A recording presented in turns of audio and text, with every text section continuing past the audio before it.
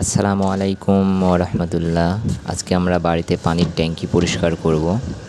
এর জন্য সকাল সকাল ছাদে উঠে এসেছি। দেখেন ভিতরে কি অবস্থা। ময়লা যদি দেখাতে চাই, ভিতরে কালো সাদার একটা পার্থক্য বোঝা যাচ্ছে। ময়লার স্তর, এত পরিমাণ ময়লার স্তর চারিদিকে হয়েছে। পানি অল্প কিছু পানি আছে ট্যাঙ্কির ভিতরে। যদি আমরা দেখাই এদিকে, এখন আমরা আস্তে আস্তে পানির লাইনের পাইপগুলো খুলে নেব। কারণ ট্যাঙ্কির থেকে লাইনগুলো আলাদা করে ট্যাঙ্কিটা যদি আমরা খুলে সরিয়ে নিতে পারি তাহলে পরিষ্কার করাটা অনেক সহজ বা ইজি হবে আমাদের জন্য। তাই খুব সাবধানতা অবলম্বন করে পাইপগুলো খুলে নিচ্ছি। ভিতরে কি পরিমাণ ময়লা দেখতেই পাচ্ছেন। সত্যি বলতে নিজের কাজ নিজে করার মধ্যে একটা আনন্দ রয়েছে, তাই আমি নিজেই বাড়ির পানির ট্যাঙ্কিটা পরিষ্কার করতে লেগেছি আজকে। ভিতরে নেমে ভালো করে ঘষা মাজা শুরু করছি। ঘষতে ঘষতে প্রথমবার হালকা করে একবার ধুয়ে নিব। এর জন্য যতটুকু সম্ভব ময়লাটা একটা ব্রাশ দিয়ে ঘষে ওঠানোর চেষ্টা করছি এবং হালকা করে ধুয়ে নেব। ভিতরে ময়লার স্তরটা অনেক বেশি পড়েছে, যার জন্য আসলে সরাসরি অ্যাসিড না দিয়ে একটু হালকা করে ঘষে যদি ধুয়ে নেওয়া যায় তাহলে আমার মনে হয় অ্যাসিডটা দিলে কার্যকারিতা একটু বেশি পাওয়া যাবে এবং কি দ্রুত পরিষ্কার করা সম্ভব হবে। আসলে এভাবেই চেষ্টা করছি, দেখি কতদূর পারি। শেষ পর্যন্ত আপনারা থাকবেন, আশা করি ভিডিওটি আপনাদের ভালো লাগবে। মোটামুটি প্রথমবার আমরা পরিষ্কার শেষ করছি। এখন আমরা দ্বিতীয় স্তরে বাজার থেকে কিনে আনা অ্যাসিড বোতলের মুখ খুলে হালকা করে ভিতরে পুরো ট্যাঙ্কিতে দিয়ে দেব এবং কিছুক্ষণ অপেক্ষা করব। আপনারা এই অ্যাসিডটা বাজারে গেলে 1 লিটার 120 থেকে 150 টাকার মধ্যেই পাবেন। কিছু সময় ভিজিয়ে রাখার পরে আমরা একটু ঘষা মাজা করছি। এখানে আপনারা অবশ্যই সেফটির দিকটা মেনটেন করবেন, মাস্ক এবং হ্যান্ড গ্লোভস পরে নেবেন।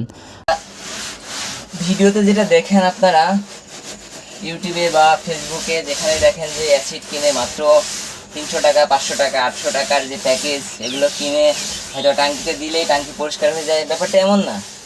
যদি আপনাদের দেখায়, ওই দূরে একটু খেয়াল করে দেখেন, ওখানে ট্যাঙ্কিটা ছিল। ট্যাঙ্কিটা ওখান থেকে খুলছি, খুলে ওখান থেকে আমি একটু সরাই নিয়ে আসছি সমান জায়গা বা ফ্লোরে। সেখানে আনার পরে আমি এটা ক্লিন করছি, অ্যাসিড দিয়ে ধুইছি। এরপরে যখন ময়লা যায় নাই তখন আমি আবার এটা তার জালি দিয়ে, যেটা বাসন কুসন মাজার কাজে ব্যবহার করা হয় বাসা বাড়িতে, সেটা দিয়ে হুইল পাউডার দিয়ে ভিজাই আবার এভাবে ডলছি। ডলে এটা পানি দিয়ে ধুচ্ছি। দেখেন আসলে অনেকটাই ক্লিন হয়েছে, কিন্তু আসলে আপনারা ভিডিওতে যেটা দেখেন আমি বলবো এতটা ক্লিন হবে না। আপনারা যতই চেষ্টা করেন যে হয়তো মনে করতে পারেন যে হয়তো অ্যাসিড দিয়ে ধুইলে নতুনের মতো হয়ে যাবে, আগের মতো। আসলে বিষয়টা এমন না। তবে হ্যাঁ, ক্লিন হবে। তবে যারা ট্যাঙ্কিটা পরিষ্কার করাতে যাচ্ছেন বা করবেন, অবশ্যই সময় নিয়ে ভালো একটা মিস্ত্রি বা হেল্পারদের সহযোগিতা নেবেন। নিজেরা করার চেষ্টা করবেন না, কারণ এখানে বেশ রিস্কি আছে। অ্যাসিডের কাজ বা ট্যাঙ্কির মধ্যে নামা সাহসিকতার ব্যাপার।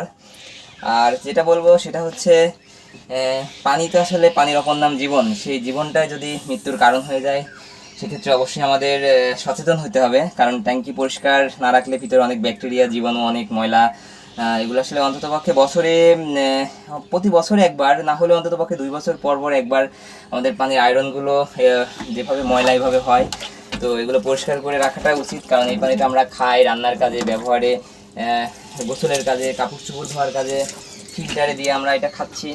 তো সেক্ষেত্রে অবশ্যই আমাদের সেদিক বিষয়টা একটু সচেতন থাকা দরকার। তো এই বিষয়টা আপনারা লক্ষ্য রাখবেন সকলেই। সকলের প্রতি এটাই উদারত আহ্বান যে আপনারা অবশ্যই নিজের জীবনের প্রতি সচেতন হন। বর্তমানে ক্লিন করার পরে এই অবস্থা হয়েছে, আর পূর্বের অবস্থা এরকম ছিল, ময়লার আস্তর।